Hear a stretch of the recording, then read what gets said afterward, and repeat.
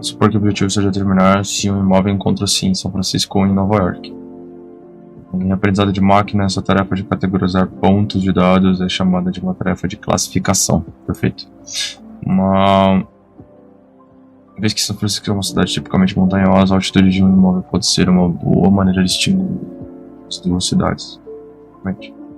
É tipo tentar descobrir a diferença entre elas. Mas a informação do gráfico ao lado direito sobre a altitude dos imóveis, é possível classificar que um imóvel que esteja acima de 73 metros de altitude esteja localizado em São Francisco. Realmente, porque é mais alto que isso aqui. Adicionando variações.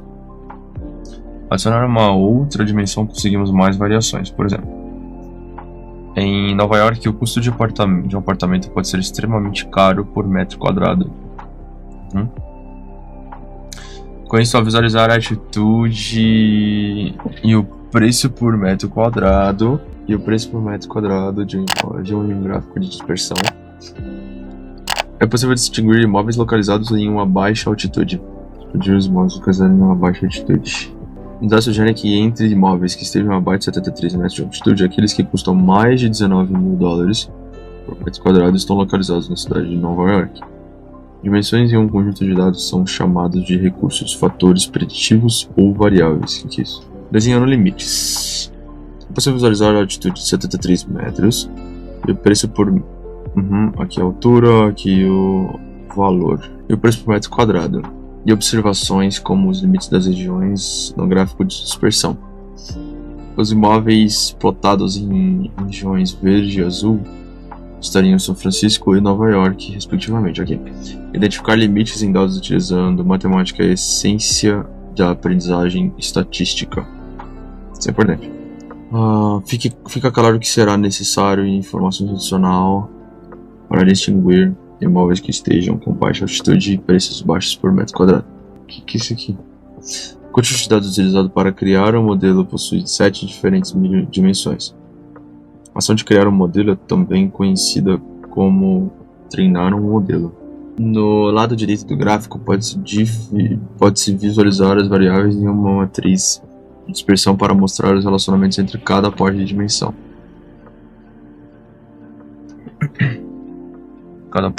Há claramente padrões nos dados. Os limites para delinear eles não são tão óbvios. Ordem de fabricação, elevação, quartos, banheiros, preço.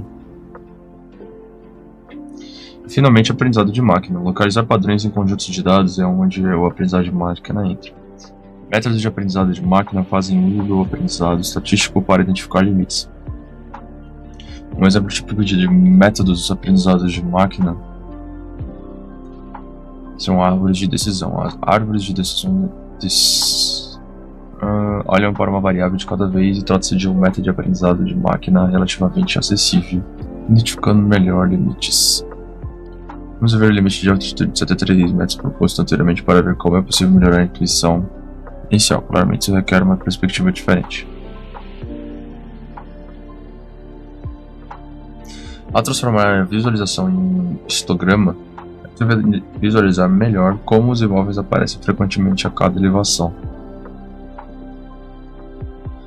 Enquanto que o imóvel mais alto em Nova York está a 73 metros de altitude, a maioria desses imóveis aparecem estar em altitudes mais baixas.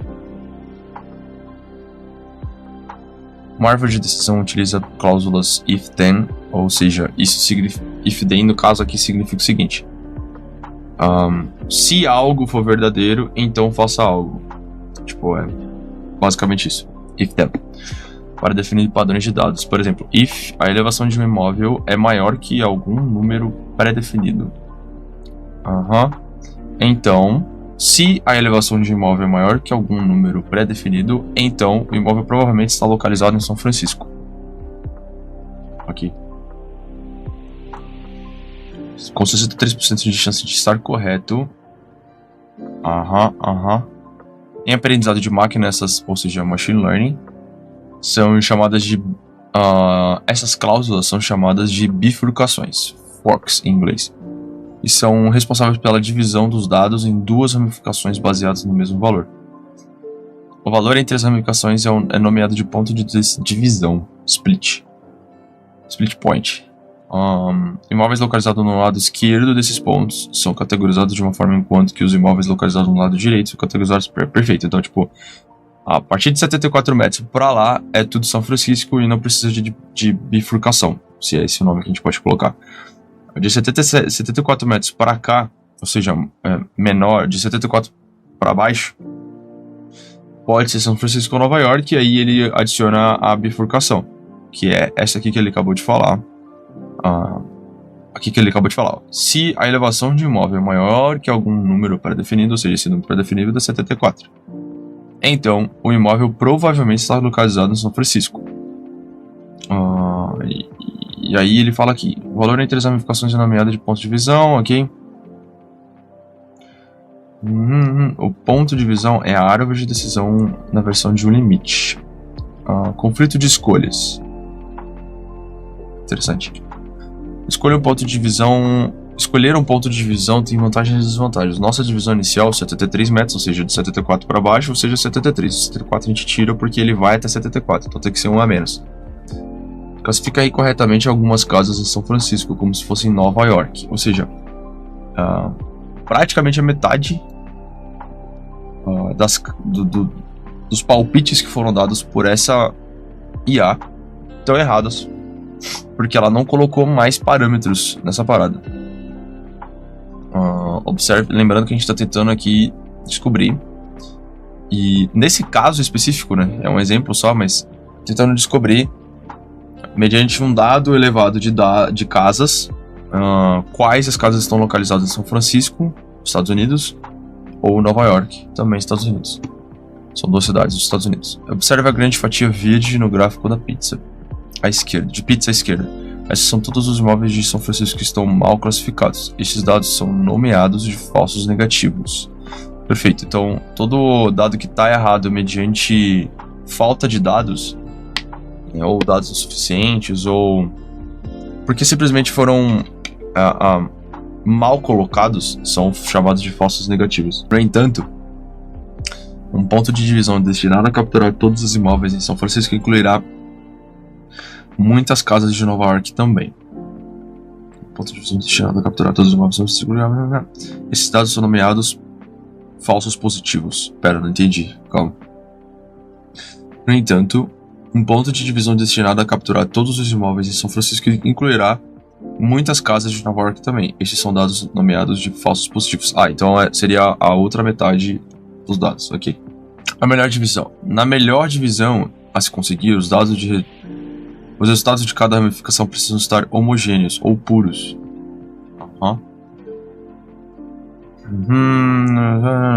O quanto possível. Existem vários métodos matemáticos que podem ser escolhidos para calcular a melhor divisão a ser conseguida. Ok, para aprender mais sobre calcular a melhor divisão, procure informações de Gini Index ou Cross Entropy. Como podemos ver, a melhor divisão em um único recurso não separa completamente os imóveis de São Francisco dos imóveis localizados em Nova York. Ou seja, a IA ela não é totalmente correta 100% das vezes. E faz sentido. Então, o que ele tá pegando? Tipo, ele tá pegando várias... Beleza, de 73 para baixo tem Nova York e São Francisco. 73 metros de altura, de altitude no caso. Aqui em cima a gente pode ver que... Tá aqui, cadê? Tá aqui em cima, aqui. São Francisco, ela é uma cidade mais montanhosa, então ela tem casas mais elevadas, com altitude mais elevada. E o máximo de altitude que existe para casas em Nova York são 73 metros. 73 metros para cima é só São Francisco. 73 metros para baixo pode ter São Francisco e também pode ter Nova York. Aqui ele delimitou por valor, então...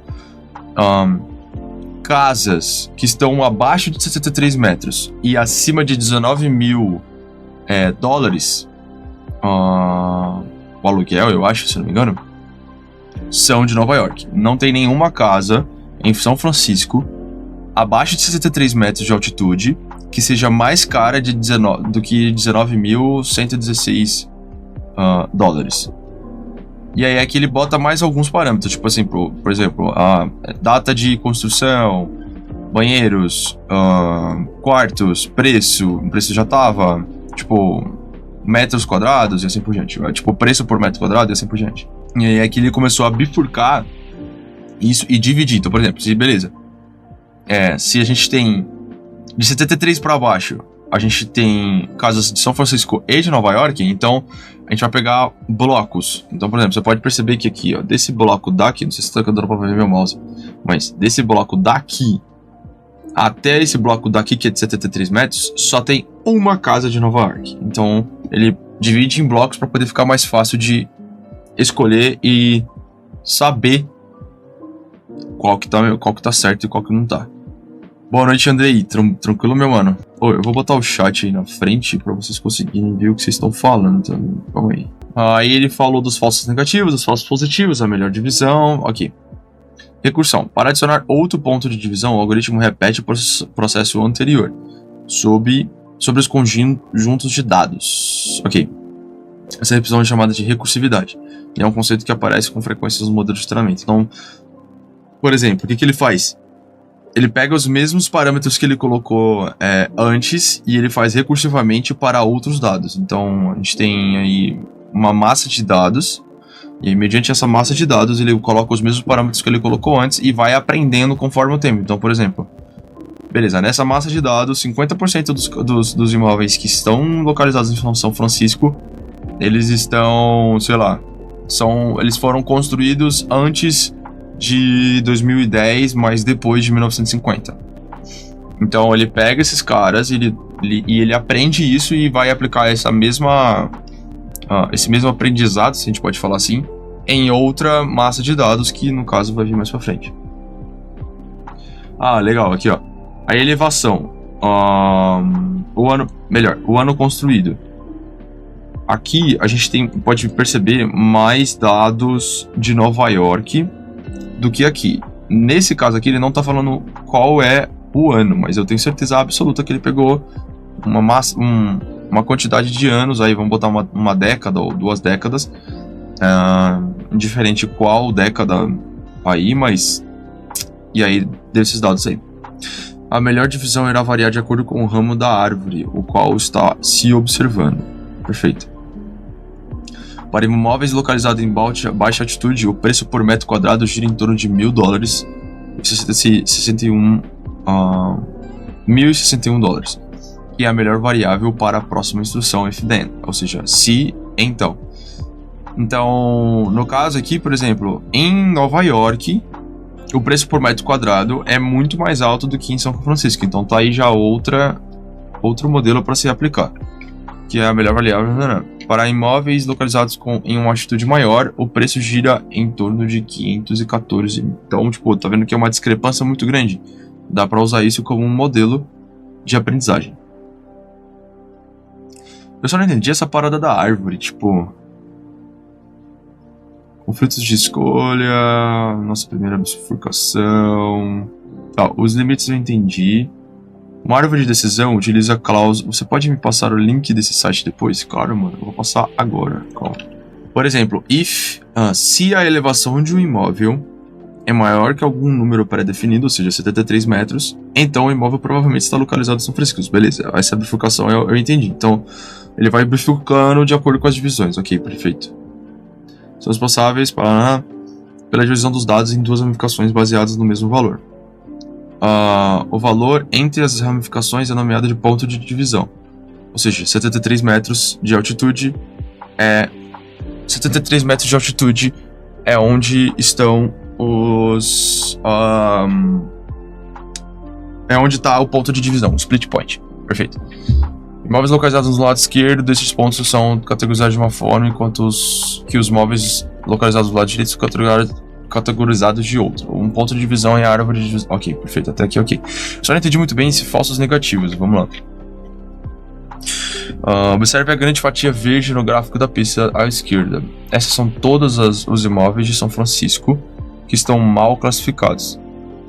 Ok, então essa parte aqui está mal classificada porque ela deveria estar do lado direito. Perfeito. Ok, entendi. Esses são falsos negativos. No entanto, no ponto de divisão destinado a capturar todos os imóveis de São Francisco incluirá muitas casas em Nova York também. Estes dados são nomeados de falsos positivos. Certo. Aqui. Os dois estão errados, mas tem nomenclaturas diferentes aqui. O crescimento de uma árvore. Verificações adicionais adicionarão novas informações que podem aumentar a precisão da previsão da árvore. Dividindo em uma camada mais profunda, a precisão da árvore melhora 84%.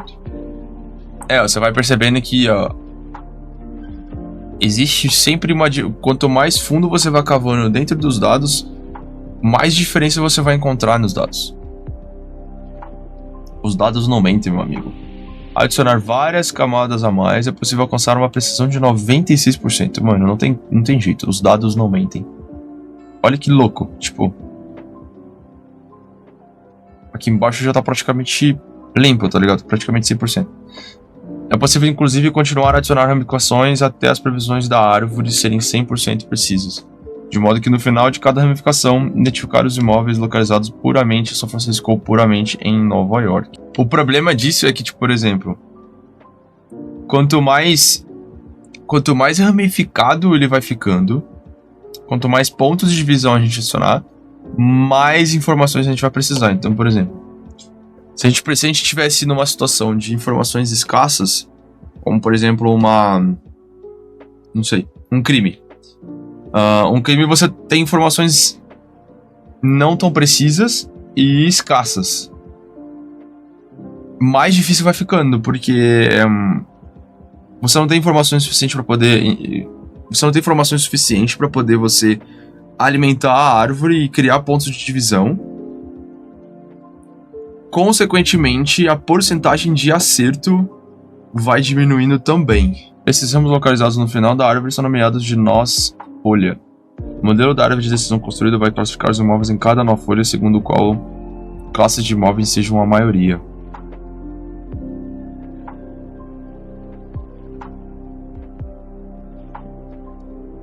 Ah, mano, que louco, ó. Tipo, como se fosse folhas mesmo, tá ligado? Tipo...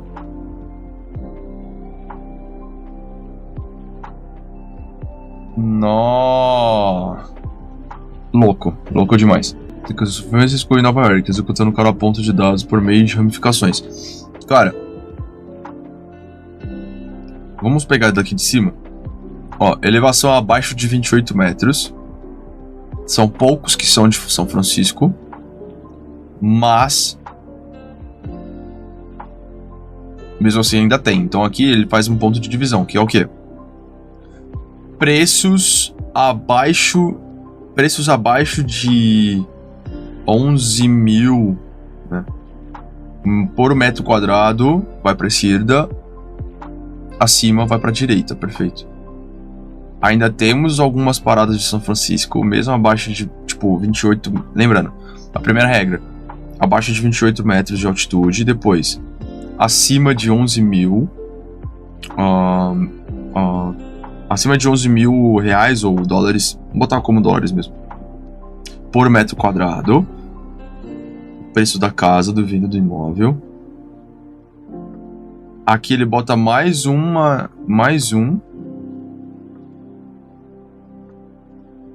acima do preço, aí aqui no caso é, tipo, construídos antes de 2000, mais uma de por preço, o preço é o que está prevalecendo como regra.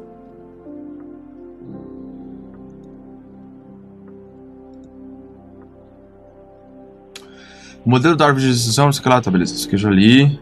Ó, a precisão tá de 100% até o momento, isso é pouco demais, tá? Aqui é possível visualizar os dados que foram utilizados para treinar o fluxo de árvore através da árvore. Esses dados são nomeados dados de treinamento porque são utilizados para treinar o modelo. Então ele está sendo treinado, até o momento ele está com 100% de precisão. 100% de precisão, perfeito. Nossa, que louco, louco demais. Essa árvore mapeia cada ponto de dados de treinamento perfeitamente até que se localize a cidade. Confrontação com a realidade. É claro, o fator mais importante é descobrir como a árvore se comportará sobre dados desconhecidos. Para testar o desempenho da árvore com novos dados, é preciso aplicá-la a pontos de dados que ela nunca tenha visto anteriormente. Isso é bom. A gente conhece isso como o quê? Teste end-to-end. Esses dados são não utilizados anteriormente, são chamados de dados de teste. Ó, como é que fala? O que é accuracy em português? Caraca. A precisão. Teste end-to-end. Em programação, né? Quem faz programação sabe o que é teste end-to-end. No caso, o teste end-to-end, o cara que nunca viu os dados é o tester, o cara que vai testar a plataforma, no caso. O ideal é que a árvore seja executada de forma semelhante com ambos os dados, os conhecidos previamente e os desconhecidos por ela. Sendo assim, isto não é suficiente. Por que não é suficiente? Não entendi. Ó, com dados que ela nunca tinha visto antes, ela teve 90% de... 89,7%, mas 90%. Vamos botar como 90% de acerto. Esses erros são devido ao sobreajuste em inglês, overfitting. Nosso modelo aprendeu a tratar todos os detalhes no treinamento como dados importantes, mesmo os detalhes que foram identificados como irrelevantes. Sobreajuste é a parte de um conceito fundamental de aprendizado de máquina que será detalhado em nossa próxima publicação. Ah, tá.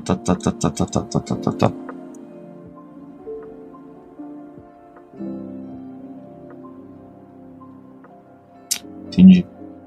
Aham. Top demais, tá?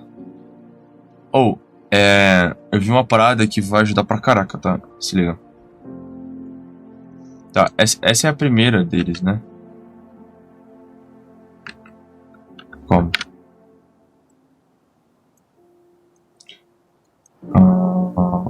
Viés e variância.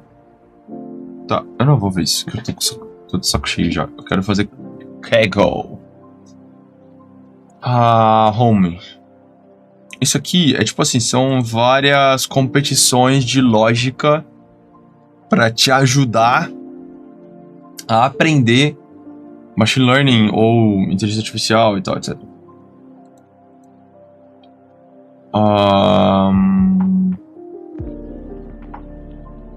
O que eu tinha começado a ver era este daqui, calma. Como modelos funcionam. Se alguém quiser, tá na mão.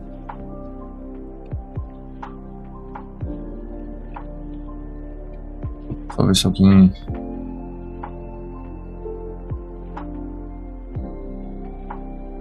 Caraca, o maluco me mandou uma mensagem muito doida agora, tá? Mano, me ajuda a desenvolver um app de agendamento pra barbearia. O cara meteu essa pra mim. Beleza. Vamos lá, vamos ver aqui esse cara aqui, ó.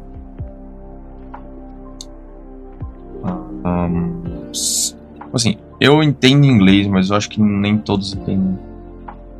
Então, tá, eu traduzo simultaneamente, não tem problema. Nós vamos começar com uma entrevista de como... Aqui. A gente acabou de ver aqui, né, a árvore de decisão, pô. Tá aí, perfeito. Então essa parte não preciso nem fazer, beleza. Ok, não tem problema.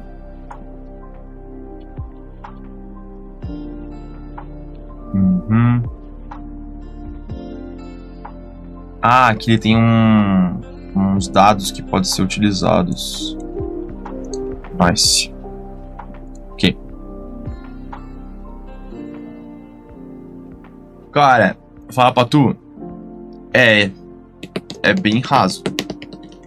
Qual que é a parada? Tipo assim, não tem parada, aprende inglês. É isso. Não tem muito o que você fazer, não. Ou aprende inglês ou aprende inglês. Aqui ele tá usando Jupyter. Cadê Jupyter?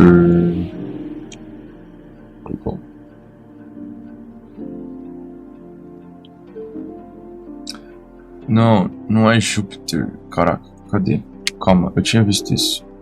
Segura. Eu tinha visto isso. Como que é o nome daquele... daquela IDE online do Google. Esqueci o nome dela. Calma. Calma. Achei. Não achei, não.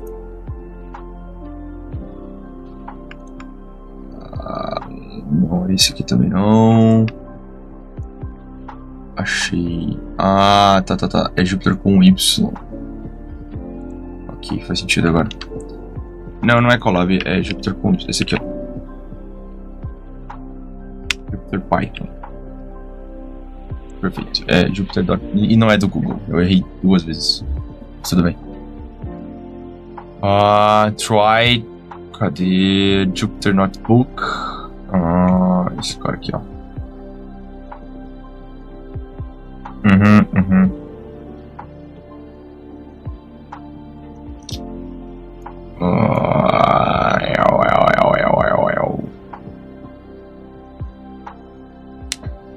Pode ser que... mano, eu acho que esse collab aí tá. Acho que você tem razão, calma.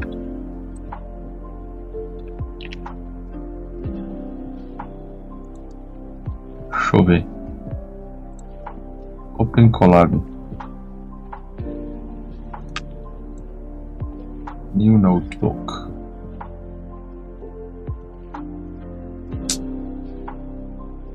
E aí, vai abrir? Não vai? Como é? Cara, não é esse, mano. Eu esqueci, cara. Como assim? New Console. Pode ser. Porque ele fala aqui, ó. The first step in any machine learning project is familiarize yourself. É se familiarizar com os dados. Use a biblioteca Pandas.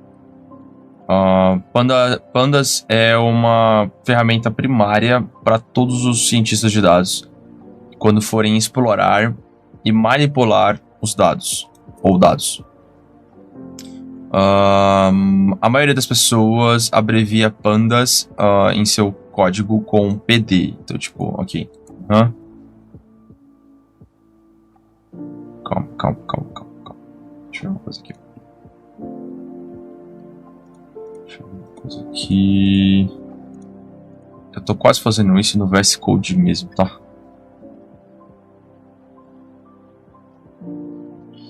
O que você acha? Eu acho que eu vou fazer no VS Code mesmo, né?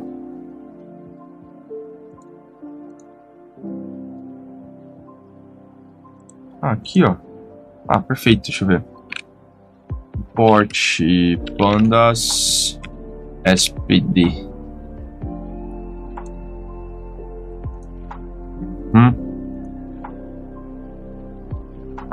Isso aí, perfeito. Vou botar aqui, botar como first class. Vou botar assim, ó. Machine Learning 1. É isso, perfeito. Machine Learning 1. Nossa, eu tô até que entendendo algumas frases em inglês. Meu maior problema é começar a estudar as coisas e parar no começo. Cara, então, essa aqui é a parada, tipo... o inglês pra mim foi muito natural, tá ligado? Tipo, eu peguei pra poder estudar as paradas de tecnologia, não foi nem de inglês, e aí eu fui obrigado a aprender inglês pra poder entender as paradas de tecnologia. E aí, o que eu fiz? Eu comecei a botar tudo em inglês, tá ligado? Tipo, jogo, música, filme... E acabou ficando mais fácil com o tempo, tá ligado? Tipo, eu passei uns 2 anos aí estudando e tal. Depois que começou a ficar mais fácil, depois eu comecei a trabalhar pra fora. E aí ficou mais fácil ainda e assim por diante. Tá, então beleza. Então a gente percebeu aqui que os caras usam geralmente essa biblioteca chamada Pandas. E abrevia eles como essa biblioteca como PD quando for codar, né? A parte mais importante da biblioteca Panda é o DataFrame. DataFrame... beleza. O DataFrame tem os tipos de dados, não dados. DataFrame tem os tipos de dados que talvez você vai precisar numa tabela, por exemplo. Perfeito. Você não era fluente quando começou a trabalhar fora? Cara, não era. Tipo assim, eu sabia me virar, entendia e conseguia passar o meu ponto pra quem tava falando comigo. Só que isso não é ser fluente, tá ligado? Hoje, eu ainda não me considero como fluente. Eu consigo me virar, eu consigo falar tudo que eu preciso falar, mas fluente pra mim é tipo, mano... você não tem que usar o Google Translate pra nada. Eu ainda preciso pra algumas paradas, tá ligado? Mas eu tô bem melhor do que quando eu entrei na empresa que eu tô trabalhando hoje, tá ligado? Então, hoje eu consigo falar muito melhor. Não só as paradas de tecnologia, mas, por exemplo, da vida. Porque é um vocabulário totalmente diferente você falar de tecnologia e falar da rotina diária de uma pessoa, por exemplo. A tabela em si, ela é similar a uma planilha no Excel. Ou uma tabela de um SQL, no caso da vida. Uma database de SQL na vida. Pandas, a biblioteca em si, tem métodos muito poderosos para fazer a maioria das coisas que você vai querer com tipos de dados diferentes. Um exemplo disso, nós vamos olhar em... O que é isso aqui? Tá, é um dataset. Ok, perfeito. We will look at data about home prices in Melbourne. Então, nós vamos ver a respeito dos dados de preços de casas em Melbourne. Eu não sei onde fica Melbourne. Agora bateu uma duvidazinha. Austrália. Perfeito. Nossa, o cara falou Austrália depois. Que animal que sou. Mas tudo bem. Com as mãos nos exercícios, né? Que eles têm tipo um hands-on, que é tipo você botar a mão na massa. Você vai aplicar os mesmos processos para um dataset. Dataset nada mais é que uma massa de dados. Que a gente estava conversando, né? Tipo, uma massa de dados. Casas em Nova York, casas em São Francisco. Isso é uma massa de dados.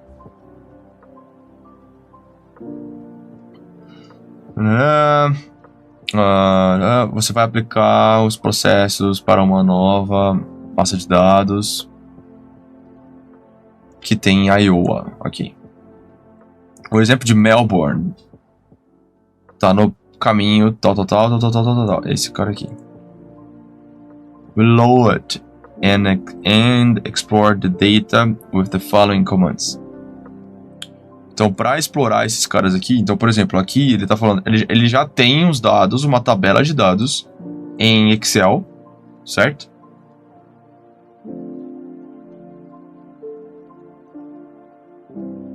Aí ele salva o caminho disso, de onde está essa tabela no computador dele, ou etc, no ambiente que ele tá. Depois que ele faz isso, ele lê os dados, então você pode perceber que o próprio Panda, a biblioteca dele, do Panda, tem um método específico para poder ler dados de uma tabela do Excel, de uma planilha Excel, CSV, do Excel, mas tipo, CSV é planilha não só para o Excel. Aí ele vai ler esses dados que estão nessa planilha e vai jogar para dentro de uma variável. Depois que ele jogar para dentro dessa variável, ele vai printar isso no console através do método describe, que nada mais é um método também que vem do Panda, só que aí no caso ele não está utilizando o Panda aqui porque aqui o read CSV possivelmente já deve ter transformado isso num objeto. Ele até fala aqui, ó. Ele lê os dados e estoura os dados. Ele guarda os dados num data frame, ou seja, numa massa de dados intitulado de Melbourne Data, que no caso esse data frame nada mais é que a parada do Pandas lá, da biblioteca em si. Caraca.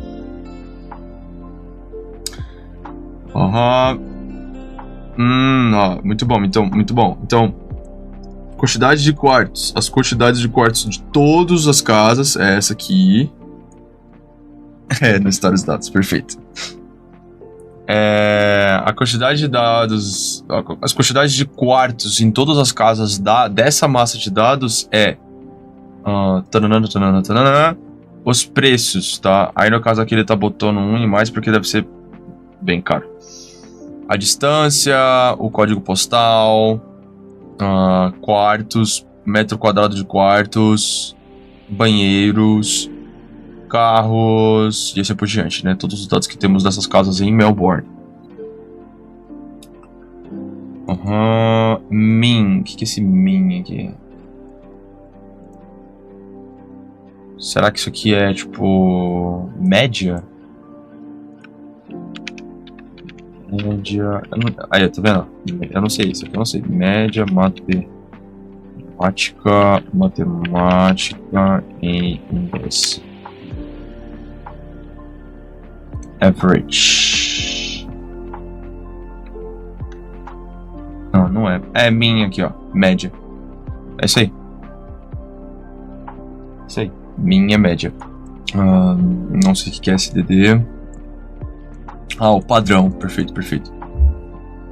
Ok. Mínimo de 1 quarto.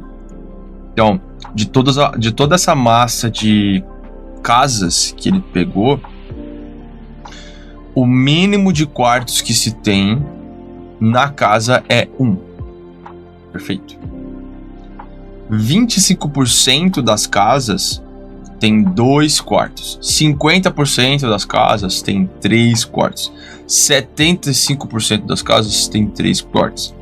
O máximo de quartos que existe em uma ou mais casas são 10 quartos. Legal, legal, legal. Então ela traz uma tabelinha bem já manipulada e filtrada, né?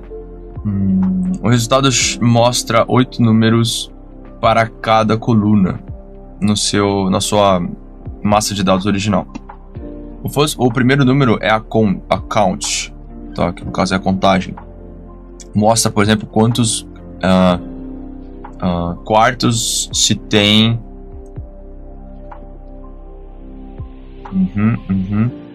Agora eu entendo porque meu próximo falava que saber interpretar tabelas é importante. Nossa, sim. Importantíssimo, tá? Não missing valores. Então, existem valores que estão perdidos. Então, por exemplo, dentro de uma planilha, para alguma casa lá, por exemplo, pode estar faltando o número de quantidade de quartos que se tem nessa casa. Então, isso significa que os dados eles não são 100% exatos para todos os parâmetros colocados. Então, por exemplo, pode ter casa lá que o preço tá faltando preço, entendeu? Então, tipo, aqui ele tá dando, né, quantos quartos tem para todos os valores que não estão perdidos. Valores perdidos aparecem por vários motivos. Por exemplo, o tamanho do segundo quarto não foi coletado quando foi, tipo, surveying, eu não lembro o que é, tipo, pesquisa, né? Pesquisado. Tá, quando teve a topografia do local lá. Beleza, ok. De 1 quarto da casa. Ok. O segundo valor é a média. Que no caso é... Tá, média. Okay. Standard Deviation. Então aqui é o padrão de deviação. Que nada mais é o desvio de padrão. Ok. Que mensura numericamente, deixa eu ver isso aqui, que mede quão numericamente espalhados os valores estão. Não faço a mínima ideia do que isso significa, mas vamos seguir.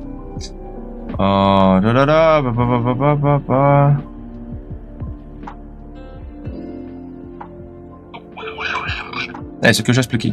Aqui. Your turn. A gente tem o primeiro exercício. Nossa, que legal, cara. Eles têm um próprio... se ferrar, mano. Ok, esse aqui é o exercício. Esse exercício vai testar a sua habilidade de ler os dados, o dado de um arquivo qualquer, entender as estatísticas a respeito desse dado, e entender entender as estatísticas a respeito desse dado. Ok, beleza. Em exercícios posteriores, você vai aplicar as técnicas de filtragem de dado e vai criar um modelo de aprendizado de dado, um aprendizado de máquina, desculpa, e interativamente vai improvisar, vai implementar, vai melhorar o seu modelo e assim por diante. Ok, aqui eu não preciso saber, então vamos lá, exercícios. Rode a seguinte code checking, no caso aqui seria checagem de código, que vai verificar seu trabalho enquanto você vai rodando. Tá, não entendi nada, mas estou compreendendo. Ok. From learntools.core import binder. Binder.bind globals, não faço ideia do que seja isso aqui. Aqui ele vai fazer tá, beleza. Aqui ele vai fazer o setup do próprio código em si, porque é um notebook. Ok, entendi. Ok, entendi.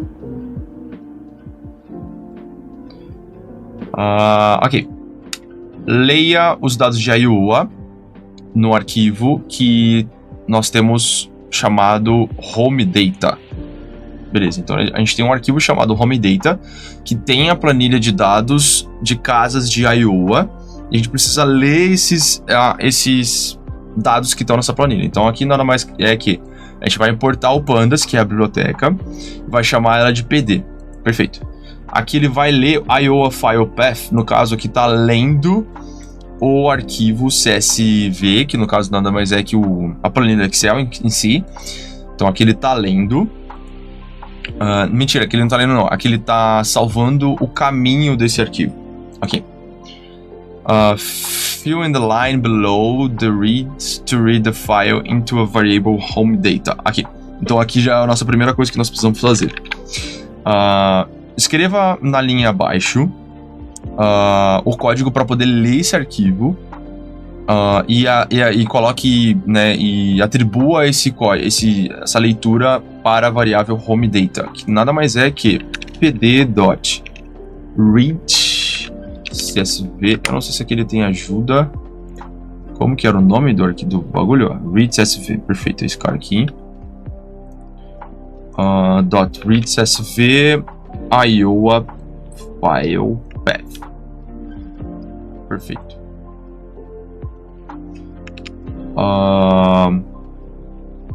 Chame na linha abaixo, sem nenhum argumento dentro da função, check, que você comment below with no argument to check to the data collector.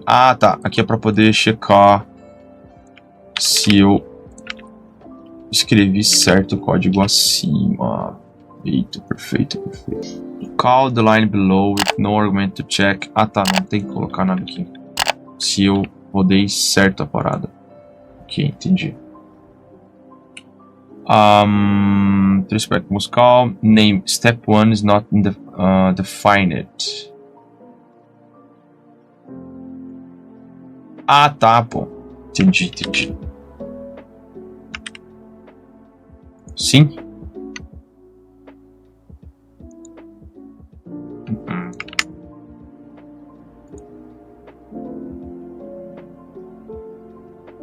Óbvio que não tá definido.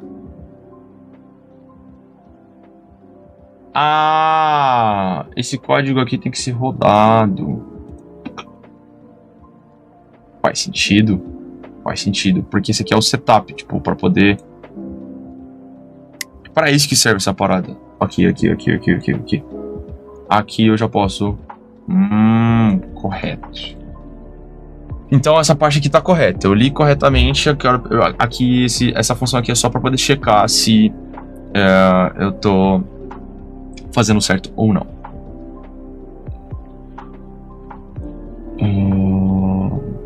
Não, tá, isso aqui eu não precisava. Revise os dados. Use o comando que você aprendeu. que você aprendeu no sumário. Você aprendeu no sumário das estatísticas de dado para preencher as variáveis e responder às questões seguintes.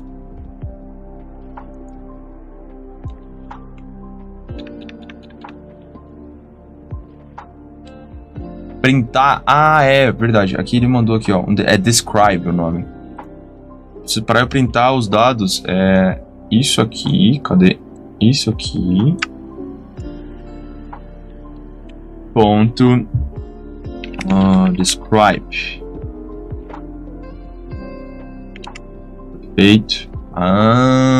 Já tá aqui, ó. Então aqui a gente já tem os dados desse arquivo chamado train.csv.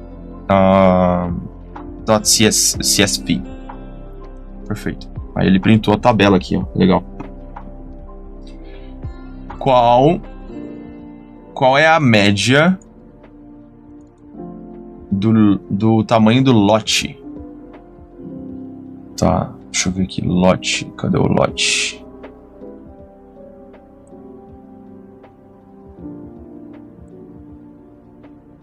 Aqui, ó. Lot area. Aí no caso aqui é este cara aqui, ó.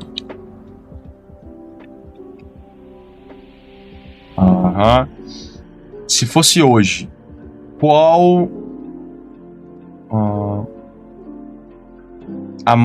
quantos anos teria a mais nova casa?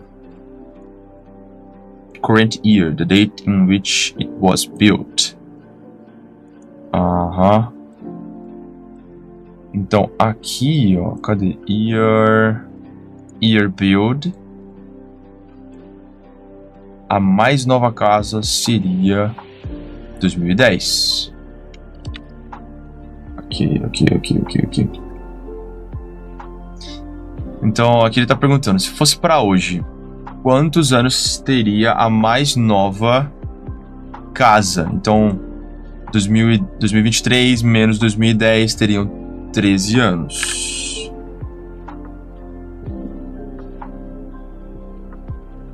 Aqui. Checar as minhas respostas. Incorrect. Esse cara aqui tá incorreto. Deixa eu ver aqui. Tá. O nearest, no caso, seria que ele tá falando pra poder arredondar, por isso que não deu certo.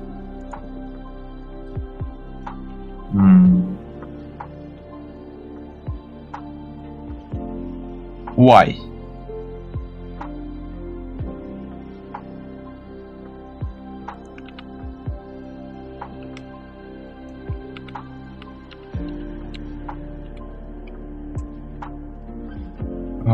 Para o inteiro mais perto. Se for.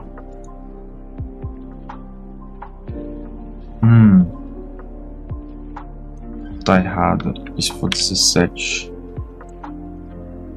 Mas eu coloquei 17 antes, ele não foi por quê? Essa palhaçada vai se ferrar, hein? Então, eu botei 517, mas ele não foi, pô. Mas beleza, agora tá certo, que importa é isso. Pense a respeito dos seus dados. A casa mais nova nos seus dados não é... entendi o que ele quis dizer. Então, tipo assim... Tá bom, sai. A mais nova casa não significa que a... Vou botar aqui, ó. Vou poder traduzir inteiro porque eu não tô sabendo traduzir. A casa mais nova em seus dados não é tão nova assim. Realmente. As potenciais explicações para isso são: eles não foram construídas novas casas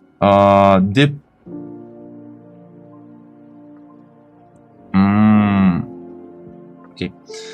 Eles não construíram novas casas onde esses dados foram coletados. Tipo, acho improvável, mas tudo bem. Os dados coletados foram coletados há muito tempo atrás. Casas construídas depois dessa publicação desses dados não vão aparecer. Eu acho mais provável esse aqui, certo? A razão Se a razão de explicação 1 acima não afeta a veracidade do seu modelo,